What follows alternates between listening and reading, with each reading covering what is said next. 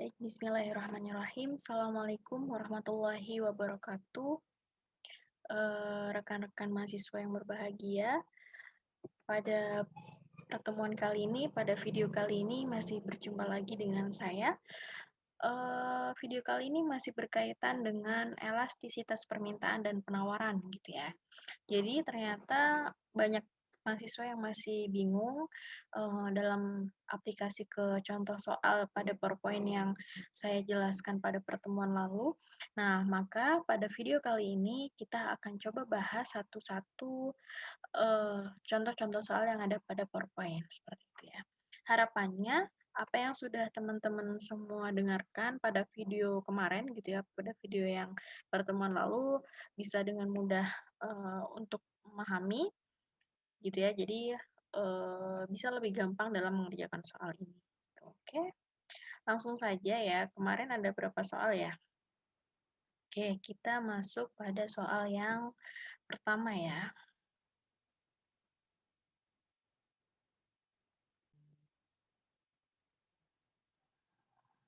Oke, baik. Jadi soal nomor 1 kita baca bersama ya dan kita pahami bersama.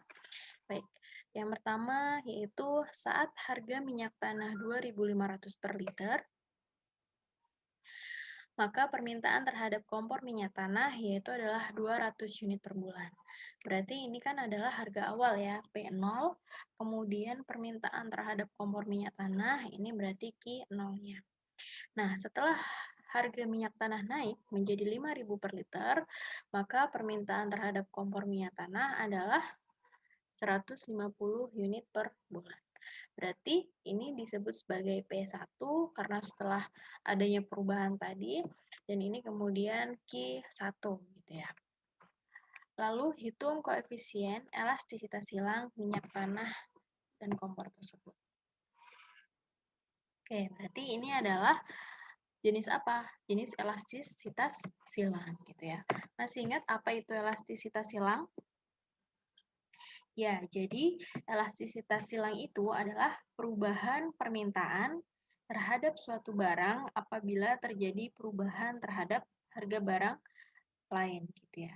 Jadi ketika adanya perubahan harga pada barang A, maka kita lihat bagaimana perubahan pada barang B seperti itu ya. Perubahan permintaan pada barang B. Jadi ada kaitannya antara barang A dan barang B. Namanya di sini adalah elastisitas silang. Oke, kalau gitu sekarang kita coba kerjakan ya.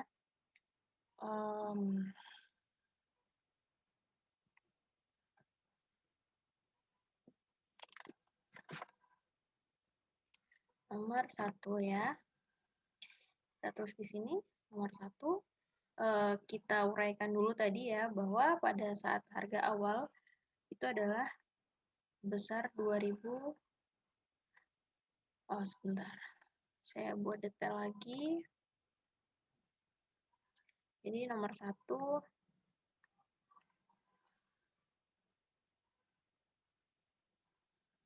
pada saat harga minyak tanah, berarti anggaplah ini barang A yang pertama itu adalah minyak tanah ya, sesuai yang ada di soal. Yaitu pada saat harga minyak tanahnya adalah sebesar 2.500, maka permintaan terhadap kompor ya, yang kedua adalah kompor minyak tanahnya. Jadi kan kompor itu kan ada dua macam ya, ada kompor yang pakai minyak tanah, ada kompor yang pakai gas. Tapi minyak tanah ini memang zaman dulu ya dipakainya ya, kayaknya sekarang kompor yang pakai minyak tanah udah jarang. Nah, jadi ini yaitu adalah barang yang pertama itu adalah minyak tanahnya, kemudian barang yang yang barang kedua ini adalah kompornya. Nah, pada saat harga awal mulanya 2.500, harga minyak tanahnya, permintaan terhadap kompornya itu adalah sebesar 200.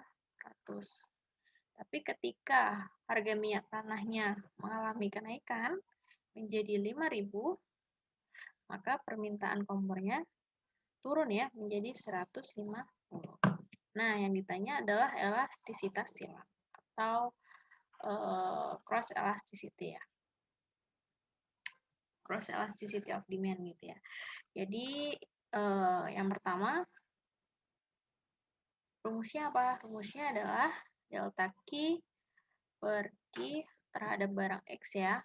Kemudian dibagi dengan delta P per P barang Y, seperti itu. Maka delta Q ini kita dapatkan dari apa? Q1 dikurangi dengan Q0. Langsung saja ya, saya kira sudah pada paham. Jadi Q1 150 dikurangi dengan 200 dibagi dengan 200. Per P-nya berapa? P1 5000 dikurangi dengan 2500 per 2500. Hasilnya berapa? 150 dikurangi 200 min 50 ya. Dibagi dengan 200 per 2500 per 2500. Hasilnya adalah berapa ini? Min 1/4 ya, sama-sama dibagi 50, lalu per 1. Jadi sama aja dengan min 1/4, seperti itu. Nah, apa artinya dari min 1/4 ini? Atau kalau kita bagi, berarti hasilnya adalah min 0,25 ya. Nah, apa artinya dari min 1/4 ini?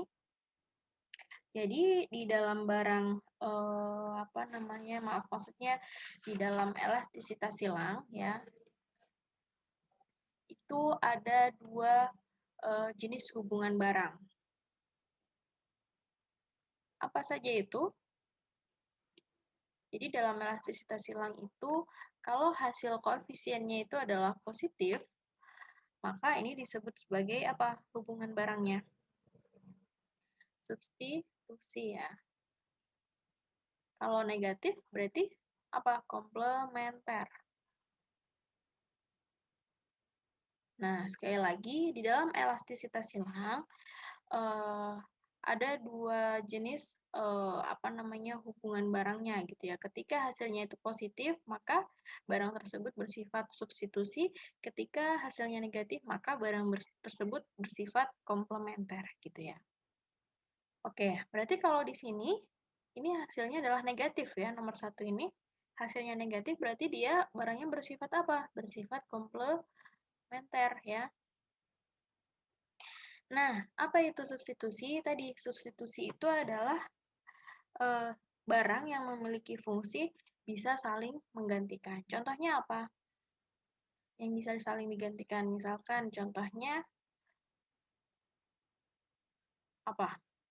Beras dan gandum, ya.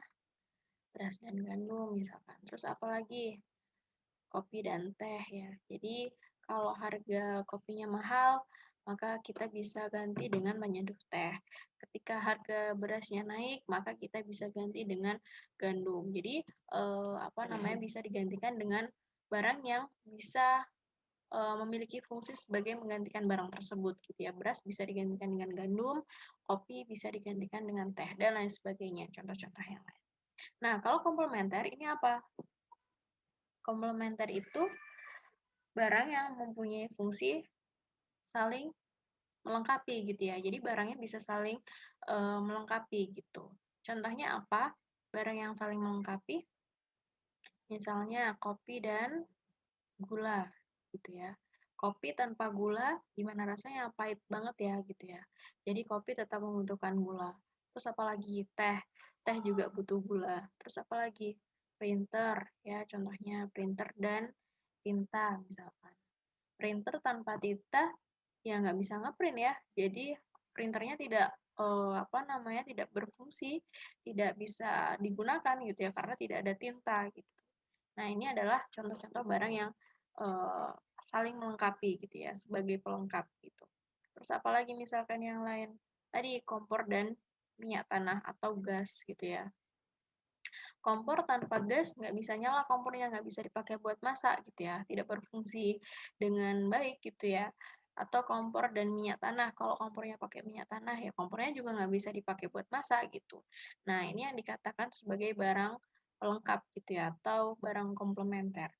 Nah, ini dilihat dari tadi, dari nilai hasil koefisiennya, apakah positif ataukah negatif. Karena di sini adalah hasilnya negatif, maka barangnya berarti hubungan antara minyak tanah dan kompor ini memiliki hubungan komplementer atau saling melengkapi. Sebenarnya dari soal bisa dilihat ya, dan sudah bisa terjawab gitu ya, bahwa kalau dari soal itu ternyata ada dua barang, yaitu yang pertama adalah minyak tanah dan kemudian yang kedua yaitu kompor. Berarti kita bisa analisa dari awal membaca soal sebenarnya minyak tanah dan kompor berarti kemungkinan besar nanti jawabannya pasti memiliki hubungan komplementer. Gitu ya. Oke, sampai di sini bisa dipahami ya. Nah, sekarang kita lanjutkan pada soal yang kedua.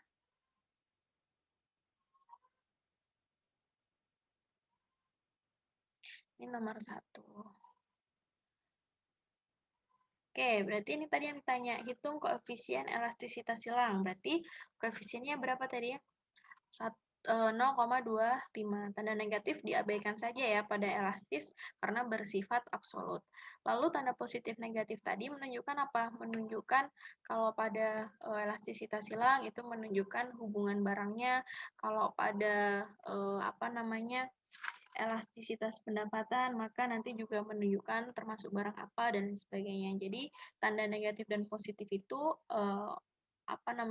menunjukkan barangnya ya. Tapi yang jelas pada elastisitas silang, permintaan, pendapatan, dan lain sebagainya itu bersifat absolut gitu ya. Jadi tanda negatifnya diabaikan saja ketika yang ditanya koefisiennya. Nah, tentukan apakah kompor termasuk barang elastis, inelastis, atau unitary. Jadi tadi kalau hasilnya adalah 0,25, berarti 0,25 itu lebih dari 1 atau kurang dari 1? 0,25 itu karena kurang dari 1 berarti adalah inelastis gitu ya. Kalau lebih dari 1 berarti elastis, kalau sama dengan 1 berarti unitary. Gitu ya. Paham ya? Nah, kemudian jelaskan bagaimana hubungan antara minyak tanah dan kompor. Karena tandanya tadi hasilnya adalah negatif, maka hubungan antara minyak tanah dan kompor yaitu bersifat komplementer. Oke, kita lanjut ke soal nomor 2. Kita baca bersama. Saat harga salak 4.000 per kilo, maka permintaan terhadap salak adalah 15 kilo per hari. Berarti ini adalah P0, ini adalah Q0 ya. Lalu setelah harga salak naik menjadi 5.000 per kilo, maka permintaan terhadap salak menjadi 10 kilo. Berarti adanya perubahan ya, yang tadinya P0-nya 4.000, berarti ini P1-nya 5.000, terus kemudian Q1-nya yaitu adalah 10.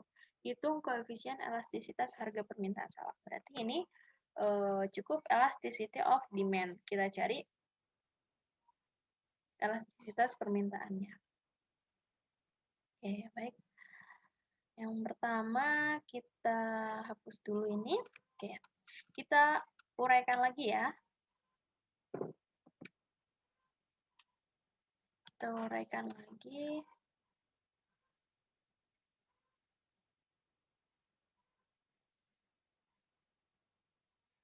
Nomor 2.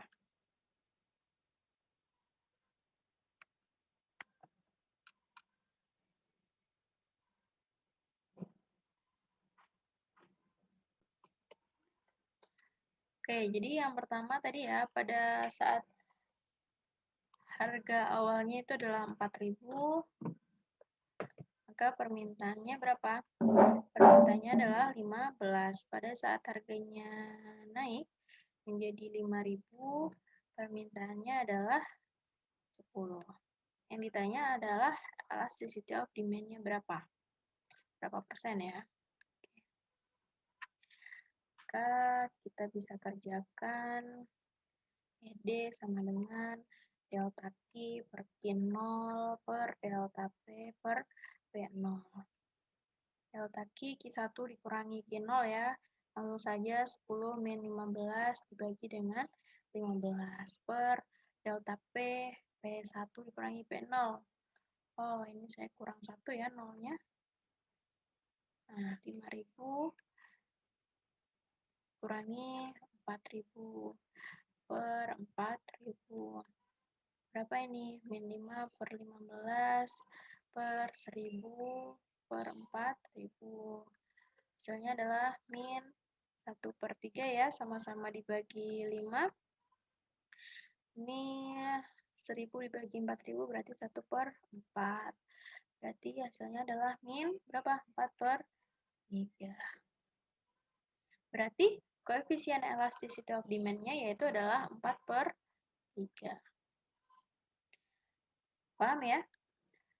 Bersifat absolut. Jadi negatifnya diabaikan.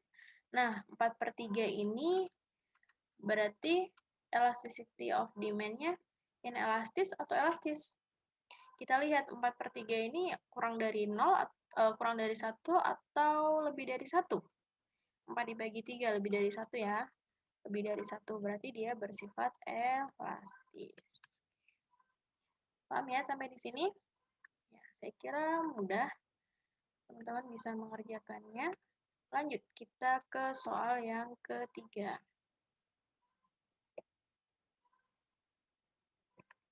Nah, pada saat harga minyak tanah adalah 2.000, maka permintaan terhadap gas adalah 1.000.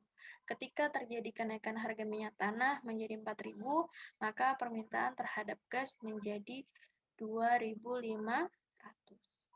Oke, yang ditanya adalah elastisitas silang. Berarti ini adalah tipe elastisitas silang. Pada saat harga minyak tanah ini adalah P0, berarti terhadap gas ini adalah Q0. Berarti ini ada dua barang ya. Yang pertama barang minyak tanah, kemudian barang yang kedua adalah gas. Ketika harga minyak tanah adalah 2.000, maka permintaan terhadap gas ini adalah 1.000. Lalu ketika adanya perubahan, ketika harga minyak tanah menjadi 4.000, maka permintaan terhadap gas menjadi 2.500. Gitu ya. Berarti ini adalah P1 dan ini adalah Q1 setelah mengalami perubahan. Karena yang ditanya adalah elastisitas silang, ada dua macam barang di sini. Nah, dari sini kita sebenarnya sudah bisa menebak gitu ya. Kalau ditanya nih, berdasarkan koefisien di atas, tentukan hubungan antara minyak tanah dan gas. Yang ditanya adalah hubungannya ya. Berarti apa kira-kira hubungan hubungan minyak tanah dan gas apa? Sudah jelas ya, substitusi gitu. Karena dia adalah barang yang bisa digantikan. Coba dilihat nih, ketika harga minyak tanahnya 2.000, maka permintaan gasnya adalah 1.000. Tapi ketika harga minyak tanahnya naik menjadi 4.000, otomatis permintaan terhadap barang lain yang bisa digantikan, yang bisa menggantikan barang tersebut akan naik gitu ya. Dalam hal ini adalah gas. Ketika harga minyak tanahnya naik, maka permintaan terhadap gas akan naik gitu ya, yaitu adalah yang tadinya 1.000 menjadi 2.500. Karena konsumen akan beralih menggunakan gas karena minyak tanahnya sedang mahal gitu ya. Bisa dipahami ya sampai di sini? Nah, berarti kita dari soal ini sudah bisa menjawab pertanyaan yang C ini. Tentukan hubungannya adalah substitusi. Sekarang kita cari koefisien elastisitas silangnya. Berapakah itu? Coba kita kerjakan bersama.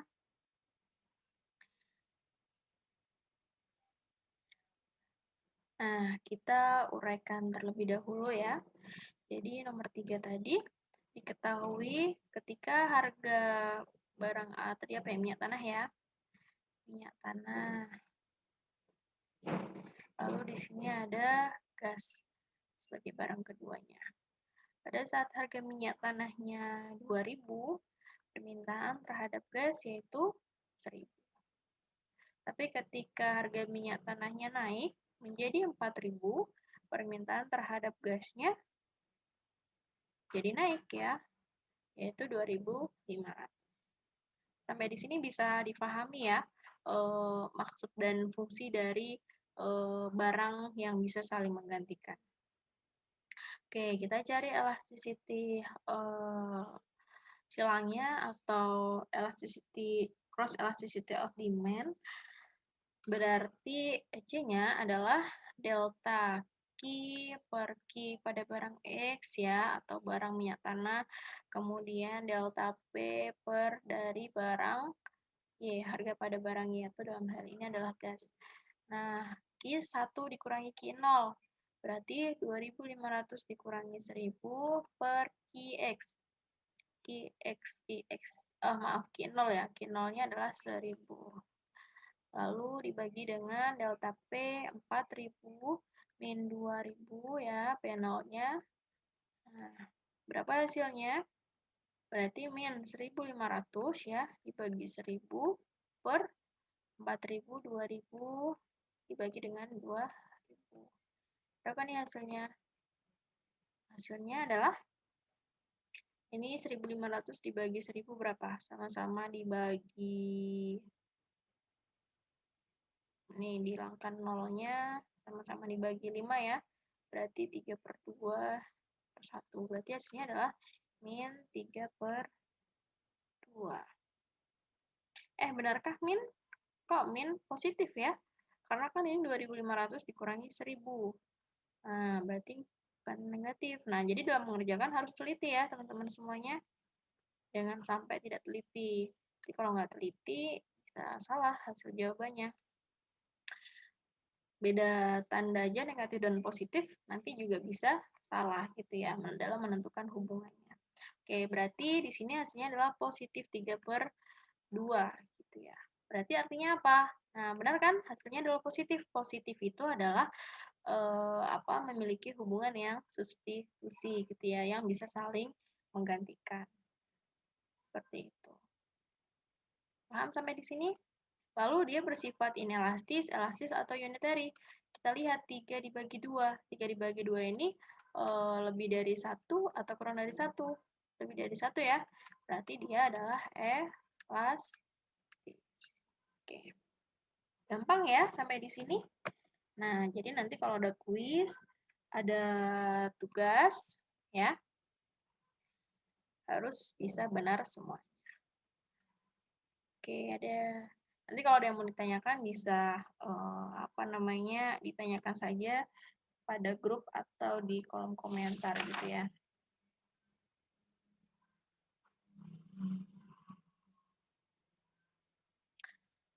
Nah, kemarin ada juga yang tanya masalah arts elasticity gitu ya. Ada juga yang masih bingung, Bu. Lalu boleh pakai rumus yang mana? Rumus yang ini atau rumus yang arts elasticity? Saya bilang bebas gitu ya. Kalau dalam soal tersebut tidak tidak disyaratkan dalam menggunakan rumus yang satu atau rumus yang dua, maka kalian bebas memilih untuk menggunakan rumus yang mana aja. Tapi kalau di dalam soal tersebut dicantumkan atau disyaratkan dalam menggunakan rumus arts elasticity, maka ya harus menggunakan rumus arts elasticity seperti itu. Nah, kemarin yang masih dibingungkan, Bu, hasil saya mencoba ya, hasil jawaban saya menggunakan rumus yang biasa dengan rumus yang arts elasticity ternyata berbeda. Iya, memang hasilnya akan berbeda. Kan saya sudah sampaikan ya bahwa rumus arts elasticity itu ada karena untuk menyempurnakan rumus yang sebelumnya gitu ya. Rumus sebelumnya yang mana? Yang barusan kita gunakan ya. Sebentar. Nah, jadi kalau kita lihat ya, sebelumnya adalah rumus ini. Lalu kemudian muncul elastisitas titik tengah atau biasa disebut dengan arts elasticity atau biasa juga disebut dengan elastisitas yang disempurnakan. Nah, menurut para ekonom ya, kan di sini kita kemarin pakai contoh ini ya, kasus harga turun dan kasus harga naik gitu. Hasilnya berbeda ya kan, ketika harganya turun, ketika harganya meningkat, koefisien elastisitasnya berbeda. Nah, menurut para ekonom, ketika kasus harganya turun dan harganya naik pada barang yang sama ini ya, harusnya itu memiliki hasil nilai koefisien yang sama antara kasus harga turun dan kasus harga meningkat ini. Harusnya koefisiennya sama gitu. Karena ini berbeda, jadi menurutnya ini kurang pas gitu ya rumusnya. Nah, maka kemudian dibuatlah arts elasticity rumus yang ini. Ini gunanya untuk menyempurnakan rumus yang tadi, yang supaya hasil dari kasus harga turun dan harga meningkatnya ini adalah sama. Coba kalian kerjakan pada kasus harga turun dan harga meningkatnya ini. Pasti pada dua kasus ini memiliki nilai koefisien yang sama seperti itu. Karena tujuannya adalah supaya kasus harga turun dan harga meningkat ini pada elastisitas permintaan ini memiliki nilai yang sama seperti itu. Oke, paham ya? Silakan kalian coba sendiri pada kasus ini, pada kedua kasus ini menggunakan ars elasticity. Pasti hasilnya sama. Bu, kok sama? Bu, kok hasil saya berbeda antara yang kasus harga turun dan harga meningkat pakai rumus ini ya? Berarti dalam mengerjakan kalian tidak teliti. Mungkin ada yang salah gitu ya. Coba diteliti, coba dihitung ulang gitu ya. Karena hasilnya pasti sama, pasti sama. Gitu ya. Oke, sampai di sini bisa dipahami ya. Saya harap semoga teman-teman semuanya dimudahkan dalam belajar, kemudian coba cari contoh-contoh soal yang lain, kalian kerjakan secara mandiri. Nanti kalau ada yang bingung, ada yang susah bisa ditanyakan ke saya. Oke, segitu video dari video pada materi hari ini, pada pembahasan soal soal kali ini. Silahkan banyak berlatih, silahkan cari contoh soal yang lain, bisa dari buku, bisa dari sumber referensi yang lain. Sekian dari saya, terima kasih. Sampai jumpa di video selanjutnya. Wassalamualaikum warahmatullahi wabarakatuh.